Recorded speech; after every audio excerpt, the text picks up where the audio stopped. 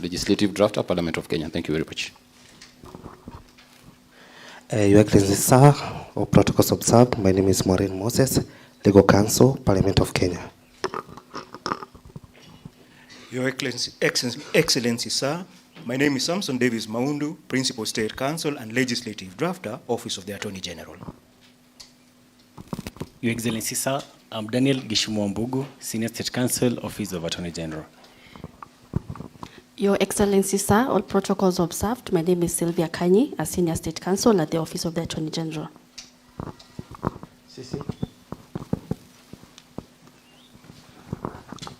Your Excellency, sir, my name is Mohammed Bare, County Commissioner, Nyandarua.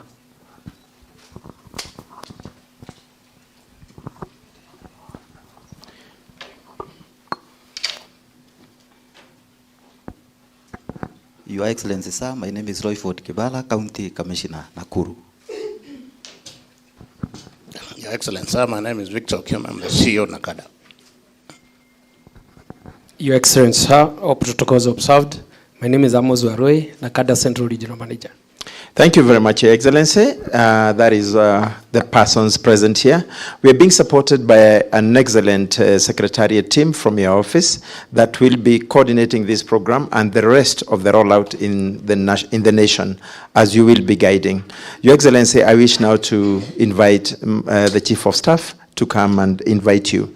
And a quick announcement for all the government agencies, as His Excellency the Deputy President delivers his message to us, we will be requested to remain behind as I invite all the honorable members to join His Excellency for lunch at the fireplace. You will be guided.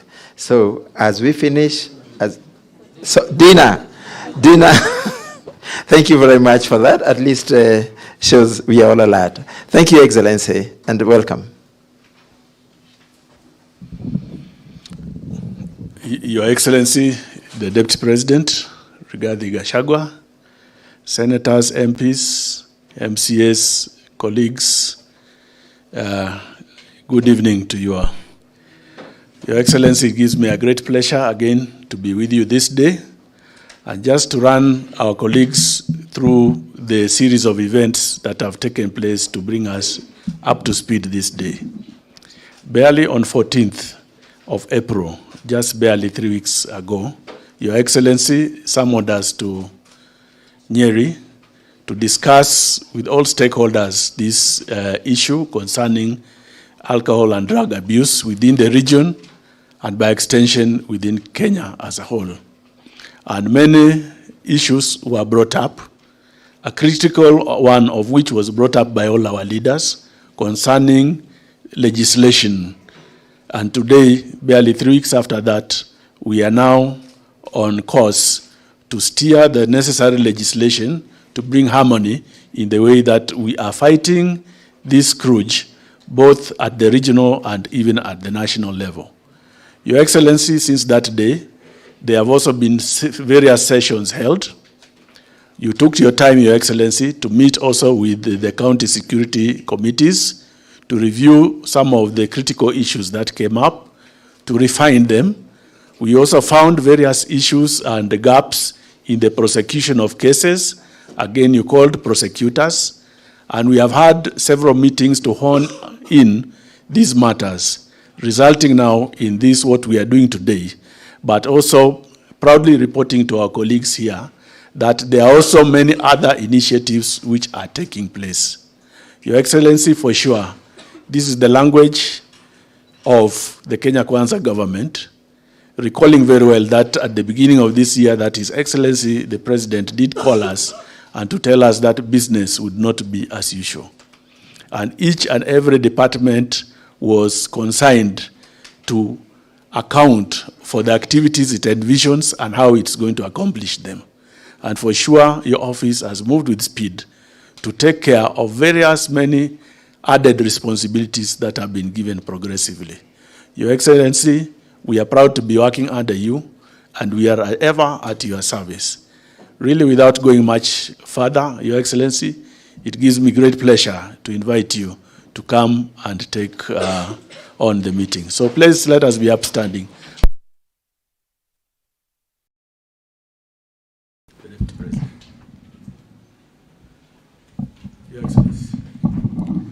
Thank you. Please be seated. The Chief of Staff in my office,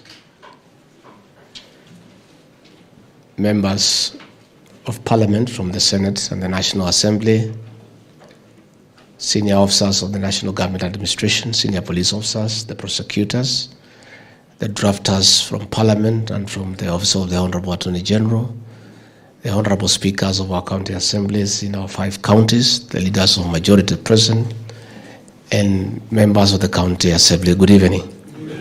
God is good, and all the time. It gives me pleasure this evening to have this engagement with you as our leaders for the sake of our country and in protecting the next generation, our young people. The background to this meeting is that our country is facing unprecedented times in terms of the young population and the most productive group of our society. For whatever reason, the Central Kenya region has had the biggest beating of the drug abuse and proliferation of illicit brews in the country.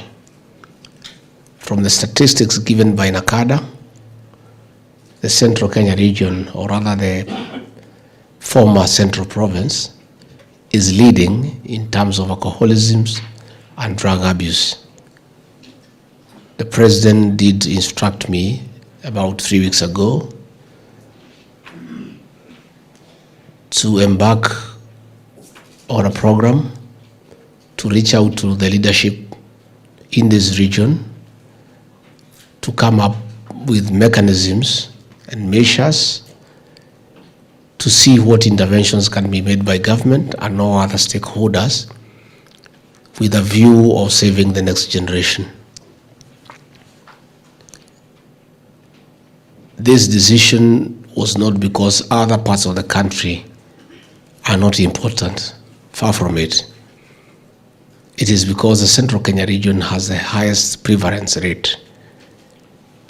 And we did agree with the President that it may be difficult to start the exercise all over the country. And we agreed that we try Central Kenya as a model. And when we succeed, as we must, we shall replicate the effort and the interventions to the rest of the country. As we speak, I was in touch with the Regional Commissioner of Rift Valley. We are going to have an engagement with the 6 counties that are worst hit, Nakuru being one of them.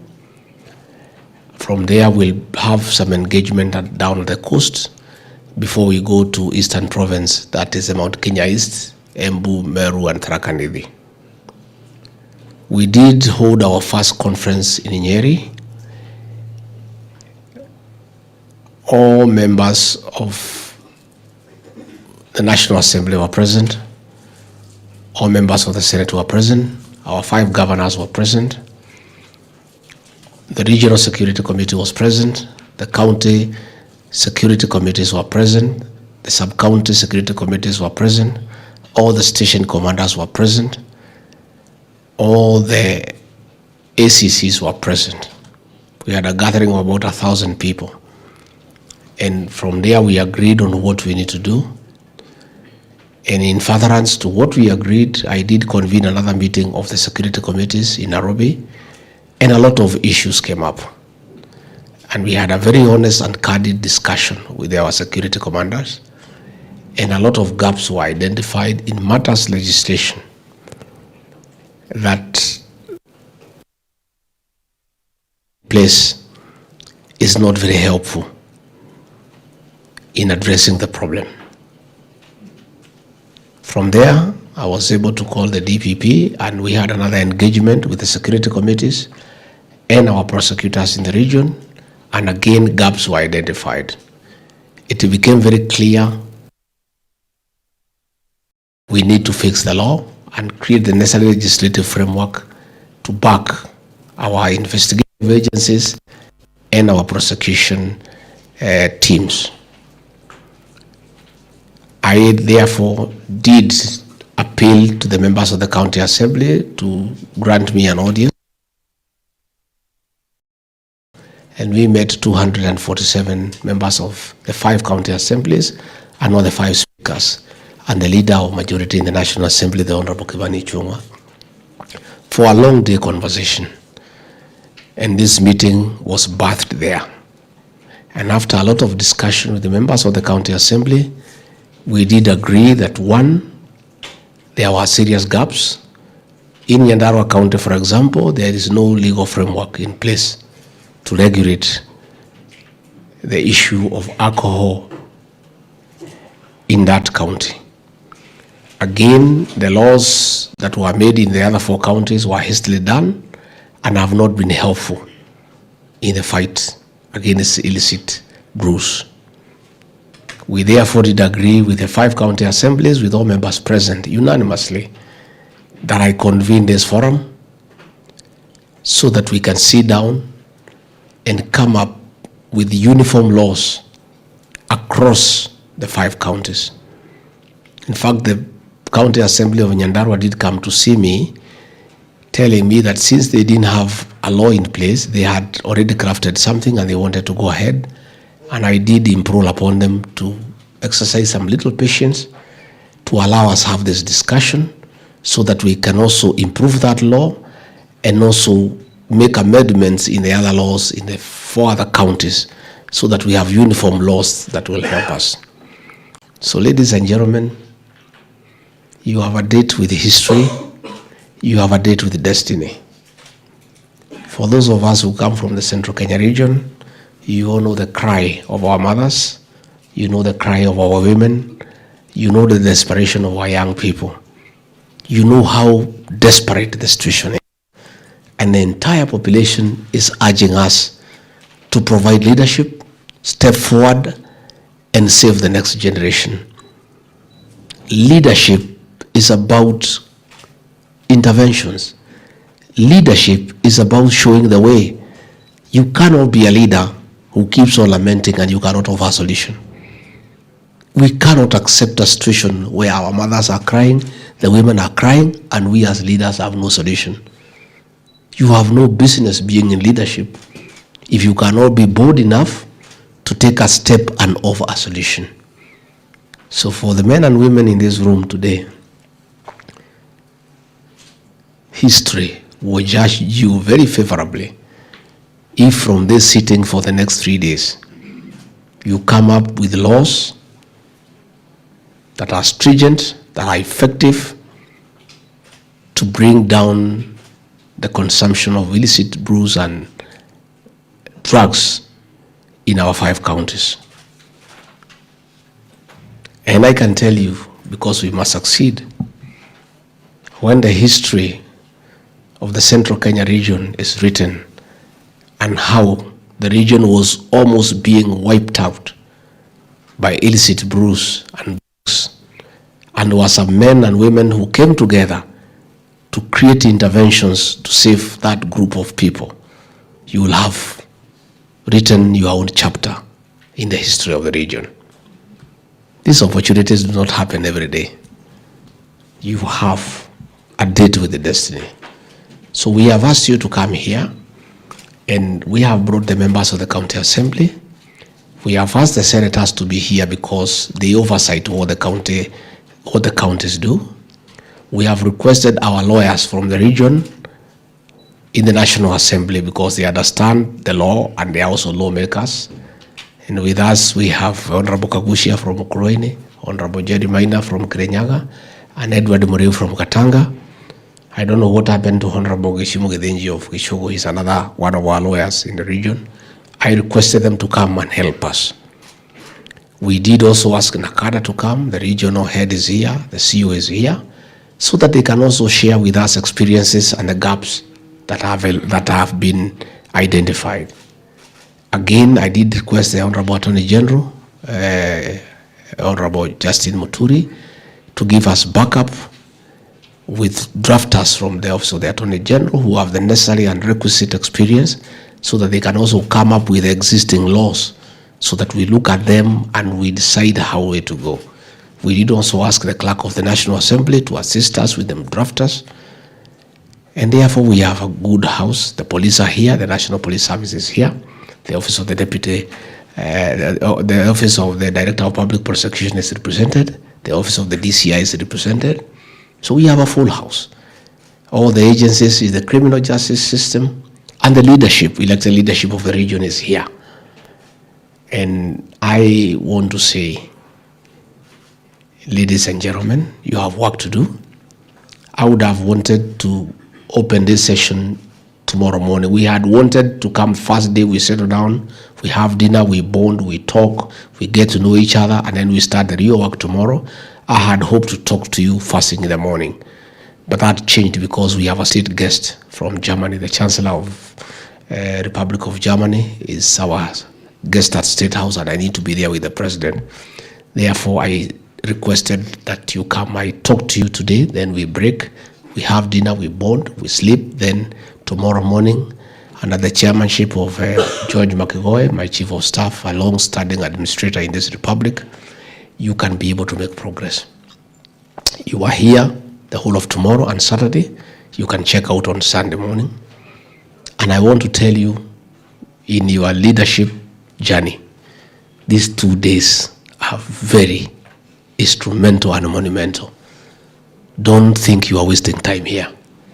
What you are just about to embark is a very important exercise for the people of Central Kenya region and the Kenyan nation. And I want to urge you to utilize the time well. Stay here, discuss, suggest, make proposals, debate, and finally get consensus. Why we have asked you to come here is that the laws that exist are not effective. The fines are a joke. That is why these people are arrested, taken to court. They are fined 200 shillings, 500 shillings. That is just a fraction of the profit they make. And even before the police go back to the station, the fellows are already home. So that is something you want to address.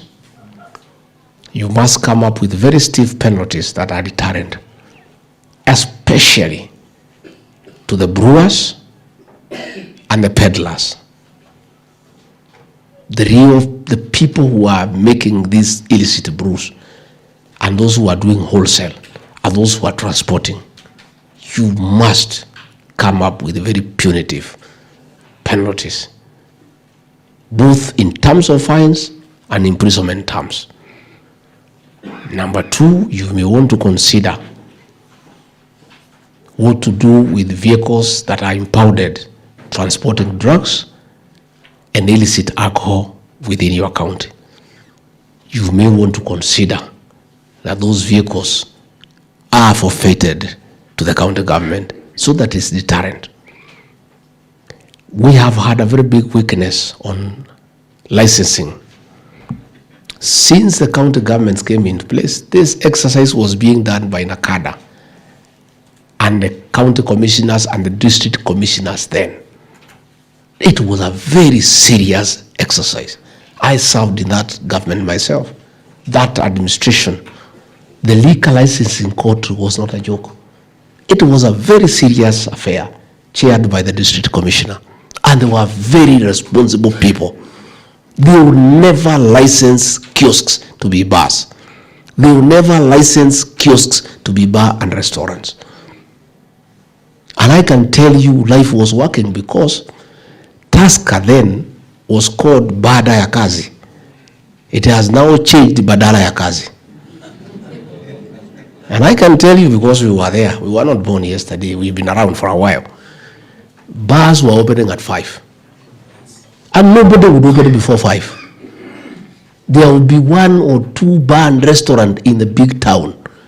In Madina, where I come from, there were about 3 bar and restaurants in Karatina town. There was Elephant Castle. There was that Koworo place, what was it called? 3-in-1 ya Mugambi, and about 3. The rest, they open at 5. People go to work. They come and drink. By 11, they go home. Those who have drunk, by morning, they are sober because they have slept for 5 hours, 7 hours. Now, hizi mabaa magavana wamefungua kwa kijiji in a small town, a small trading center, like maybe Muchagara hapale Gishugu. Town ya duka 10, 7 ni bar, 1 ni hoteli, ingine 1 ni butchery, ingine ni duka. 7 are bars.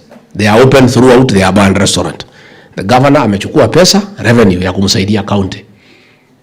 Anaenda kujenga barabara, anaenda kujenga hospitali na mochari. Anajengea nani? There is nobody to utilize those facilities. Why do you kill people to collect revenue to take care of people who are dead? You people want to discuss.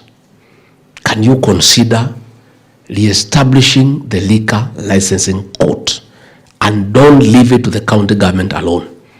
Bring in the county commissioner. Bring in the county police commander. Bring in the people from the DCI. Bring in Nakada. Bring in church people. By law. By law. Don't leave it to the governor. By law. Bring in men and women of integrity in the liquor licensing court. Then don't allow the nonsense that is going on, that licenses are issued throughout the year. It has never happened. Licenses were issued once a year. Once. And it was a serious affair. People are given 2 or 3 weeks to apply. Vetting takes another 2 weeks. The licenses are issued and there was a mechanism for appeal. Chapter closed. Those licenses, they work for the whole year. We must go back to that because that is a problem we are having. In some counties, just getting the receipt to apply to be considered is a license. That is what is happening in Kiambu. And since the county owns revenue, as long as you can afford what is being required, you just pay, you start. Receipts cannot be a license. A receipt is an application for consideration. So you people must come out with a law that clearly spells out the mechanism of issuing a license. And that liquor licensing court, it must be vetted by the county assemblies. Watch our end vetting. So that we have men and women of integrity. Again, you must create a mechanism of impeaching them. And you must lower the threshold. Let it not be 2/3. Equal 50+1, simple majority. So that if people become rogue, the assembly can remove them. And I don't think there is any assembly in Kenya will allow a rogue liquor licensing code because MCAs are elected people. And they know what our women are saying. They know what our people are saying. I believe the county assembly, given the power to vet and approve members of the liquor licensing code, they will give us a good team. That I have no doubt. Because these are elected leaders. But let us bring in all the security agencies in that court. Let us bring in public health. Let us bring Nakada. Let us bring administration. Let us bring police and other people of integrity. And you point out those people. Let's have people, the religious leaders. Nini. You define a good court. It can be big, but make it very powerful. Make it very powerful. Again, you want to consider looking at distances and population. How many bars do you allow within 5 square kilometers? You want to consider. This thing of having every building is a bar, it's not surely. It cannot work. That's something you need to look at. You need to look at the wines and spirits. Those are the most notorious. You want to ask yourself, why do you want wines and spirits that are selling intoxicating products? Do you want to allow them to operate throughout? Why don't you regulate them? Why don't they open for a few hours after work? Why do you want them to sell from morning? Because these are the people selling people sachets. They are the ones who are selling this to our school children. And you must also come up with a very heavy penalty for anybody caught selling alcohol and those things to school-going children and minors. Very heavy penalty. So that ukiamua kuuzia mtoto wa shule, you know what it means. It must be very heavy. You also may want to consider, why do you want to allow people to come from other counties with the vehicles to sell poison to your people? Why don't you consider that anybody who wants to sell those things must have a depot within the county so that they can be regulated? And also come up with very heavy regulations on how a depot can operate. And for heaven's sake, don't allow depots everywhere. Just have, if it's a depot, sub-county headquarters, and one through the law, so that you are able to oversight that place. As it is, everybody now has a depot. Again, brewing at home, you must come up with very heavy penalties for anybody who is trying to set up a small distillery in your household, because that one you cannot oversight. You must outlaw that by having a very heavy penalty. But there are so many ideas that you have. That is just what is going through my mind, that if we can be tough and make it next to impossible for people to sell illicit alcohol through the law, you will help our people. So that those who will sell are those who are selling the right thing. Again, you want to consider all these things that are there, Kobero, Nini. You didn't want to create a law to outlaw them, because you know why they are going there. There is no law to regulate them. You know them. There is nothing wrong with you being specific. All those substances, you outlaw them and you put very heavy penalties. Very heavy. So that somebody akisikia ni kuuza hiyo kitu, yeah, akisikia ni 1,100 fine, he thinks twice. So you people have a job to do, and I'm sure you know what you need to do. Ours is to support you. Again, you want to consider about business of ethanol in your counties. Yeah. Legislate. Caution your people from bad things. Kanyoko. Hakuna pahali mtapelekwa. Mseme hii kwetu, hapana. Hii kwetu, hapana. But again, we said, let's have a uniform law in the 5 counties, so that mtu asitoroke Kiambu akuje kuuza kitu yake Murang'a. And tukimaliza hii, we are coming to Laikipia and Nakuru, also Nairobi and Kajiado. Because if we don't also do in the neighboring counties, we will have a challenge. But we wanted to use this as a model. So those are just a few of my thoughts. I know you people have many thoughts.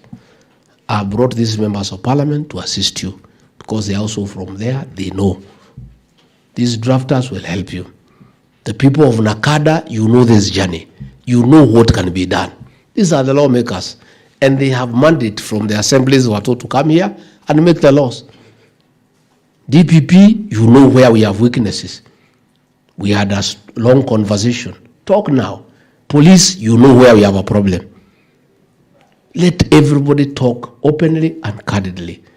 But let us, all of us, consider this as a privilege, that you are privileged to be in a position to change destiny in this region by doing the right thing, by creating laws to help mankind.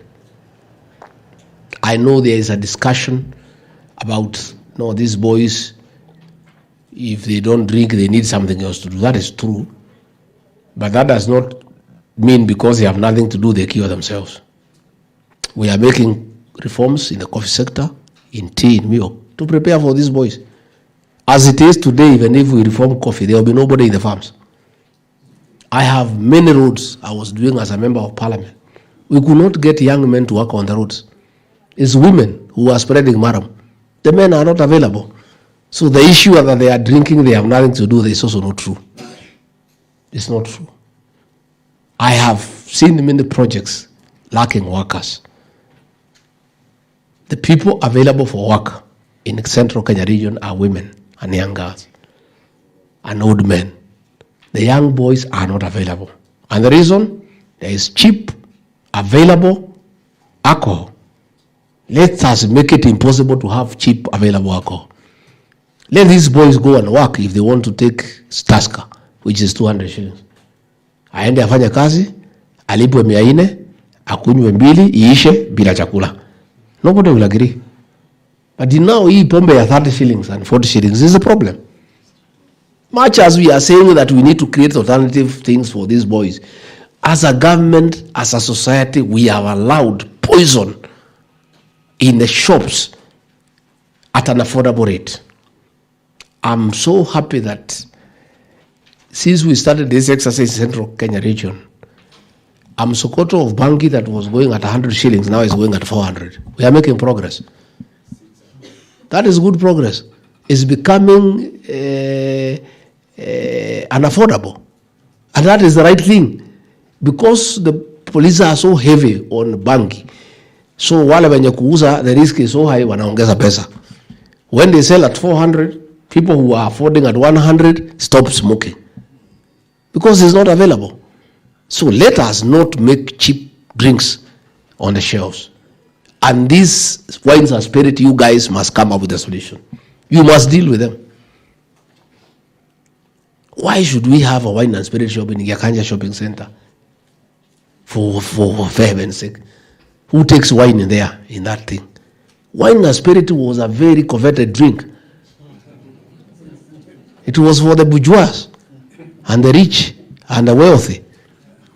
I remember myself when I was young in high school and going to university in Karatina near the market there was only 2 shops for wine and spirit. We used to go there and buy sherry. And it was for the privileged people. It was not a drink for everybody. Wines and spirit. It wasn't a drink for everybody. It was for the very able. Na watu ya class. Hii watu wengine ni watu ya taska na nini, lakini wines and spirit, sasa wine and spirit is now the drink for everybody. It's only that thing has been abused. It has been abused. There's some things we are going to do nationally. But even before we go national, please make it impossible. Make it impossible. Let's have wine and spirit, ambayo inajulikana na muweke size yake so that it's a big shop, so that not just anybody can open. Ikuwe moja kwa sub county. Wewe ukisikia unataka kukunywa wine and spirit, inatakana kwanza mtu yuko na gari kwenda kununua. Mtu ya mguu anakunywa wine and spirit namna gani? How? Yeah. And it's expensive. The real wine and spirit is expensive. Hii inauzwa, that is not wine and spirit. That is poison under a title wine and spirit. So you people, please apply your mind. Be imaginative. Think and think hard. What are these interventions that we can do? So the people of Nakada will tell you what they think.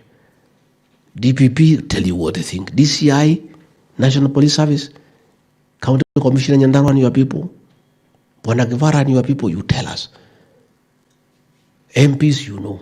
Speakers, mnajua. MCA, nyinyi mko pale kwa ground. You know more than any one of us.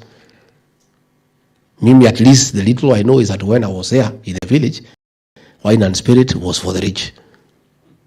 Sasa nyinyi Kanyugo mmebadilisha, hii ni ya kila mtu. Na ni sawa tu, hakuna shida. But then we are losing an entire population. So you people have a job to do. Na mufanye. You'll be given the schedule. Let's be here on time. Let's work. Let's break for lunch. Let's work. Use these 3 days well. Use these 3 days well. The hotel is paid for. Food is paid for. We organize your per diem. So also earn your money. Sidia mudhani wa kuroga? Yeah. Tufanye kazi. Na hii ni kazi nzuri, by the way. You know, this is not just another job. For those of you who are chosen in the assembly, it's a privilege. It's a really privilege that it is you 4 people from the county who are chosen to undertake such an important exercise for our people. Be proud of this moment and make mark. Wako hapa, wako na ile sheria ya national. And I am sure by the time you leave here on Sunday morning, you have a legislative proposal na tulikubaliana na assemblies itakibia kama risasi. Si tulikubaliana? Yeah, you had the public participation. How many days?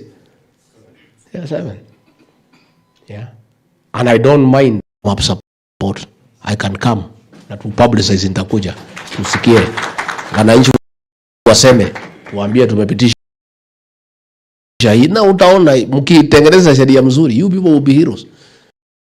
For you MCAs, hii ndio jenu ya kurudi.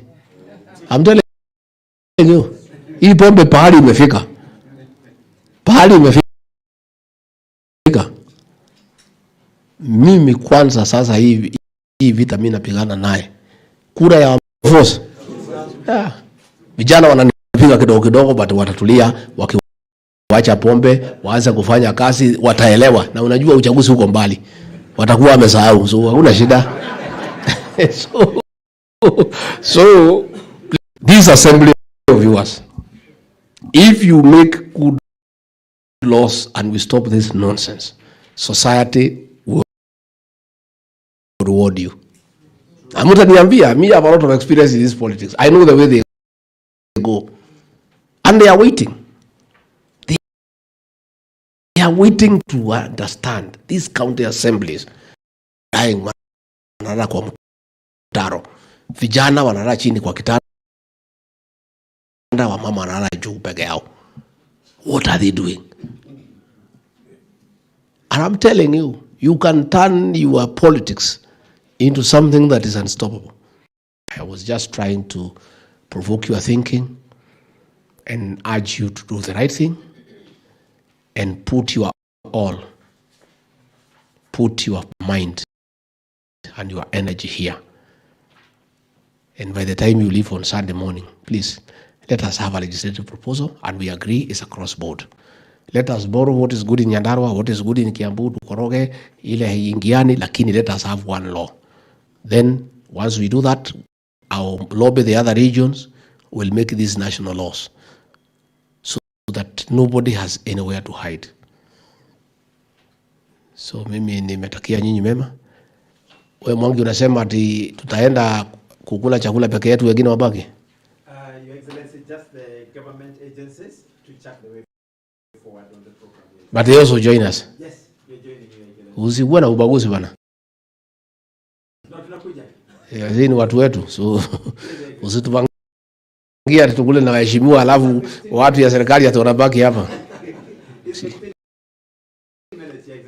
Okay. So mimi nimefurahi and I really want to thank you for creating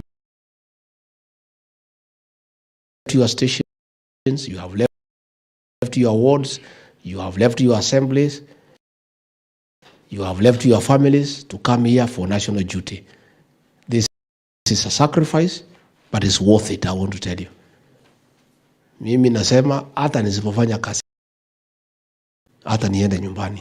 I was there, I had been given a privilege by the people of Kenya to lead, and I was involved with other people to do some intervention to save our young people and our families.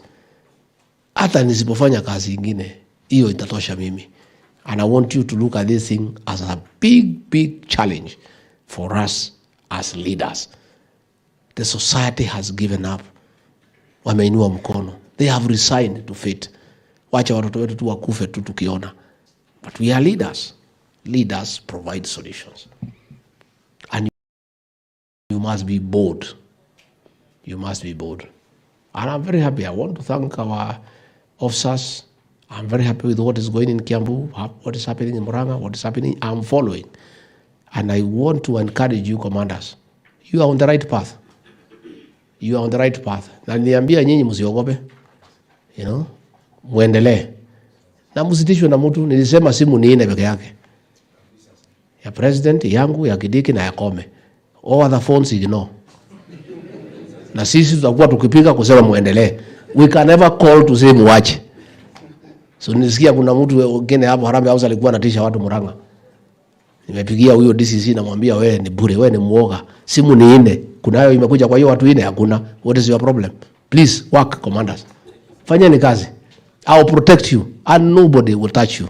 In this war, me and the president are reading from the same page. Professor Kindiki and IG Kome, we are reading from the same script. The 2 DIGs, we are reading from the same script. DPP, we are reading from the same script. DCI, we are talking the same language.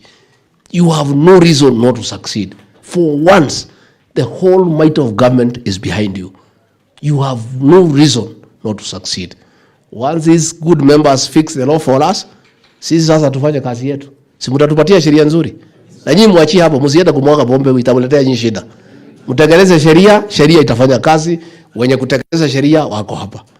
You know, don't overstep your boundary. Just make good laws and then oversight. Tell us. Komanda fulani, kazi inaenda mzuri. Fulani anachukua hongo. Hiyo ni kazi yenu. Mnatuambia tu kisiri. Msiwataje ya hadharani. Najua wengine wako na buduki. So mtuambie tu pole pole. Hiyo ni kazi yenu, mtengeneze sheria, mfanye oversight. Ya implementation ni hawa wanaume na wamama na sisi. Hiyo ni kazi yetu. Na sisi unajua hatuogopi, hakuna pahali tunaweza pelekwa.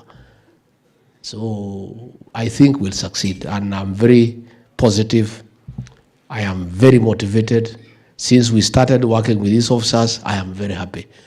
I have seen commitment. I have seen zeal. I have seen sacrifice.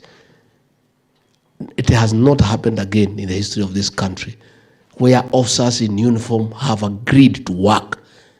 Na wamewacha kuchukua pesa wanafanya kazi. I'm telling you, I've been around for a while and I've been in this government na nimeona mambo mingi. What I have seen in this region with what the police and the others are doing is amazing. I am so happy and I'm sure with the necessary support and backup, our officers will succeed. Kwa hayo mengi, asanteni sana. Mungu awabariki. Karibu tukule dinner. Sisi tutaondoka asubuhi, tutalala tuondoke asubuhi. Nyinyi muendelee, we'll monitor how you are going and I'll be waiting by Monday to see the legislative proposal of what you are proposing so that we can fix this problem once and for all. Asanteni sana. Thank you.